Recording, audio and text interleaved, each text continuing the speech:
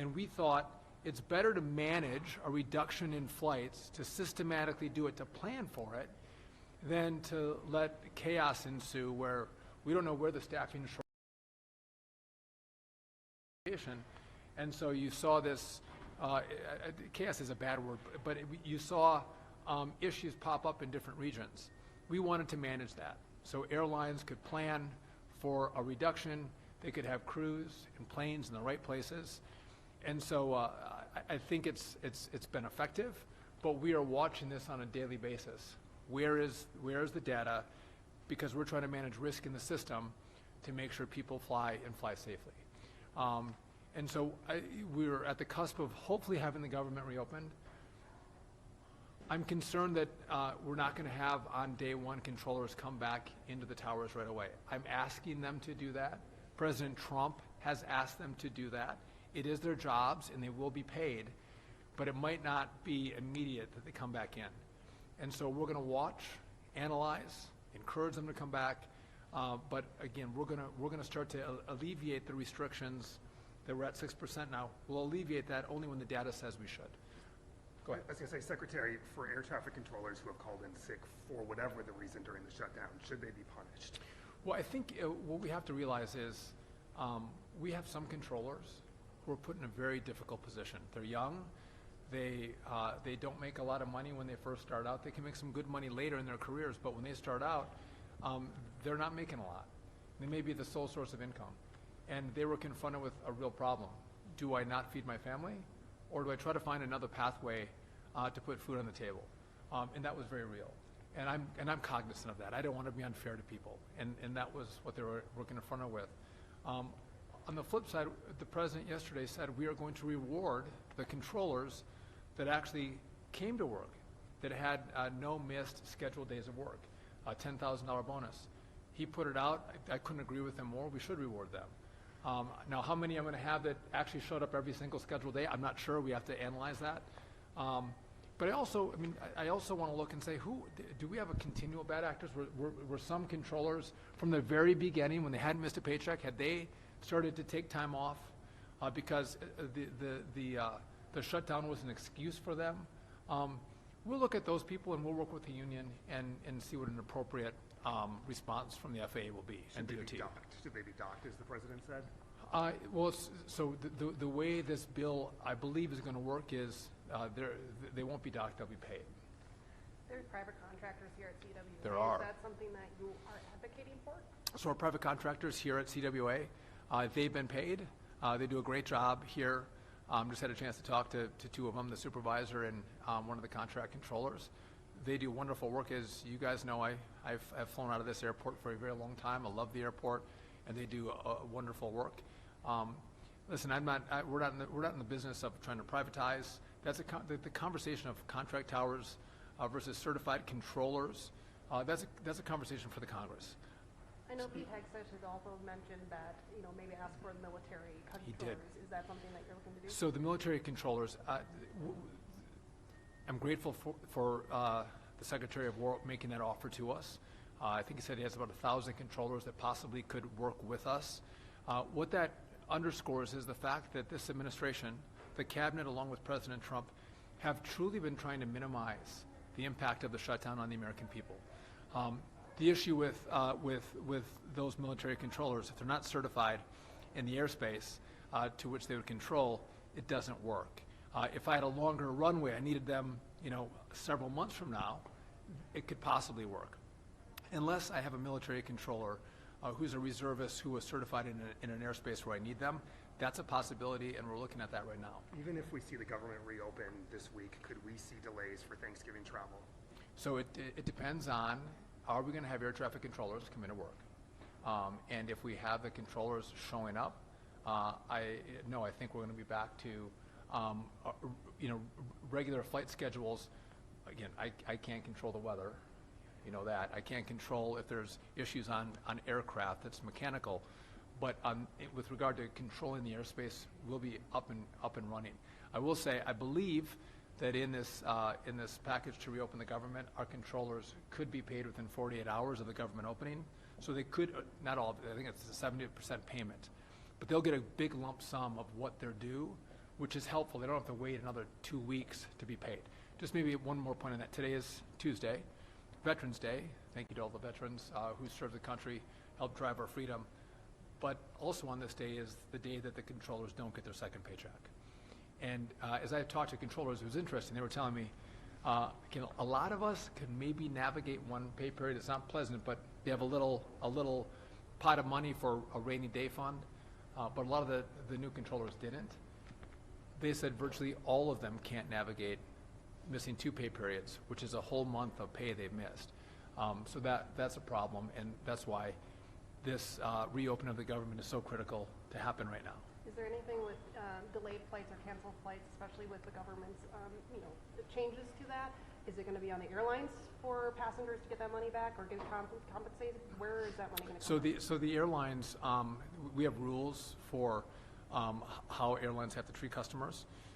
We've taken away some of the more stringent requirements if the cancellation was due to the FAA's and DOT's request to cancel flights, but they have to refund. If you paid for a flight and it gets canceled, yes, you have to get refunded, and the airlines are responsible to provide those refunds. If they don't come, there's a complaint avenue with the FAA and DOT to make sure those refunds do take place. And by the way, the airlines have been pretty good about refunding flights and trying to communicate with their passengers on their airlines. And how have the airlines been through this whole process? Have they been, good to work with as an understanding as they navigate the requirements? Yeah, the airlines were very, they've been cooperative, right? We always don't see eye to eye. They're businesses, we're regulators. But for the most part, we've worked pretty closely together and have seen eye to eye with each other, which is a good thing. Yeah, so I would say they've been good partners of ours. I will just tell you this: if we had talked about Thanksgiving and what was going to happen if we got to Thanksgiving, as I was looking at the data with the FAA, my concern was not Thanksgiving. My concern was this Thursday and this Friday. I think that this was the critical juncture where we were going to see. If you thought this weekend was bad, with delays and cancellations, truly this Thursday and Friday, I think you would have seen mass, double, triple the number of cancellations and delays in the airspace. So I'm grateful that the Senate and hopefully the House come to their senses and fund the government. Are you urging House Republicans to pass this bill? I am. I think it's a good deal, and I think House Republicans should pass it. By the way, I think House Democrats should pass it as well. As you know, the House Republicans voted to fund the government, and for 41 days, the Democrats in the House had voted to keep it shut down. Also in the Senate, again, it's a great debate, but you need 60 votes to pass any funding bill. The Democrats voted 14 times to keep the government shut down. Republicans were voting to open the government up. And by the way, there was no policy, there was no funding riders on the bill. It was what we call clean. The funding from October was the same as it was in September for the Republicans' bill. And Democrats wanted to put legislation on top of that clean CR, continuing resolution. And the problem with that is we have elections. And elections give majorities to one side or the other in the House and the Senate, and they elect a president. Democrats didn't win the House, Democrats didn't win the Senate, and Democrats didn't win the White House. And so what they've tried to do is leverage the American people, leverage the airspace to get their will. They don't have the votes. They don't have the votes to do that. They didn't have the election outcomes to accomplish their goals. So instead, they shut the government down, and a lot of families, whether you're going to a meeting, whether you're going to see a family member, I had some who were going to funerals, they used the American people as leverage. And even poor people who need SNAP were leveraged.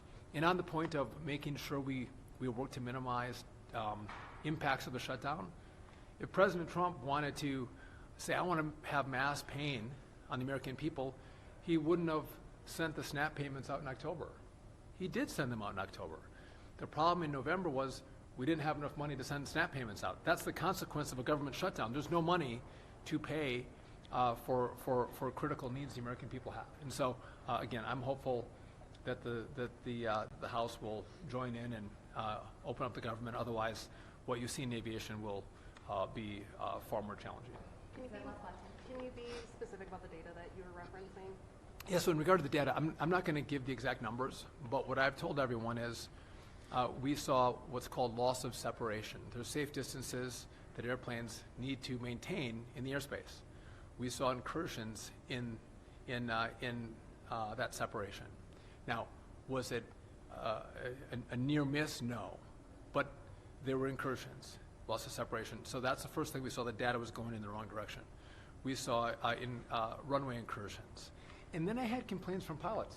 The airline's pilots were saying, hey, FAA, I'm having different experiences with the controller.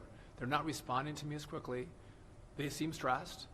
Or they would say, the controllers and pilots use very specific language. The language that they're using, the controller was using, was getting sloppy.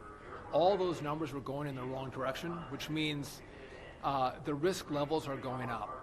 And I've mentioned this before, but I will again. We saw at DCA with that air crash, it was a helicopter and a fixed-wing aircraft. In the post-mortem of that crash, we looked at data, and the data would have said there were near misses here for years at DCA. Why didn't you look at the data? Had you looked at the data, you would have stopped helicopters and fixed-wing aircraft from flying in the same airspace. You should have seen that. And so now we're looking at data and making decisions, and we have people who, for political reasons, are sniping at us, or they want to second-guess us, and making accusations of playing politics. This is the worst possible issue, aviation, that you could play politics with. And I've worked hard not to play politics, to play this very straight. I have an opinion on the government opening up, but navigating safety and making the right decisions is critical. And by the way, if I didn't look at that data and I didn't make decisions based on that data and something bad happened, the very people who are criticizing me for making the decision would be the first ones to criticize me for not taking action and not looking at data. So I'm trying to do what's right by way of the American people and keep people safe. And just to make one last data point on that, because I get passionate when you ask me about the data and what other people might say about it, is we were at 4%. Right? We reduced capacity by 4% as of last Saturday. We saw the cancellations above 4%. Right? So I didn't go higher than what the cancellations were. I was actually below the cancellations. The cancellations were even worse than what I had put into the system. And today we're at 6%. We're going to analyze it. But for anyone to say that we did too much, they're sorely mistaken. And so we're going to continue to manage through this crisis, hopefully get the government open, and hopefully get controllers back in towers and getting America back in the skies and flying safely. So with that, listen, thank you guys for coming out. I appreciate it. And by the way, don't we have a great airport? This airport is fantastic. People who come through here, it's so easy to get in and out of the airport. Not only that, you can get cheese curds inside, which is great. And then they say, everyone's so nice when you come through. I'm like, yes, that's Wisconsin. Wisconsin is very, very nice, maybe compared to other parts of the country. When people come through this airport, they have a wonderful experience, and which is why I want to come back to what I would consider my home airport, which is CWA. Talk to our controllers. And I think sometimes all the big airports get the attention.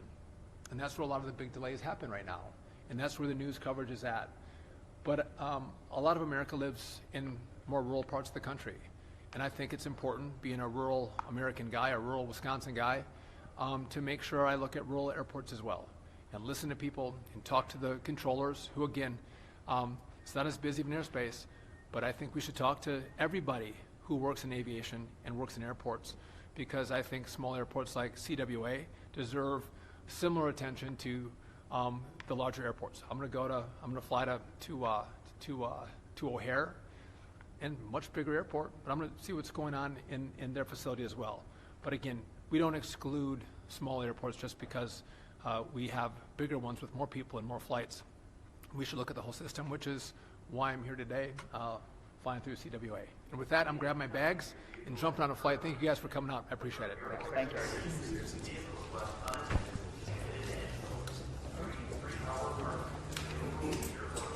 Give you guys a good diarrhea.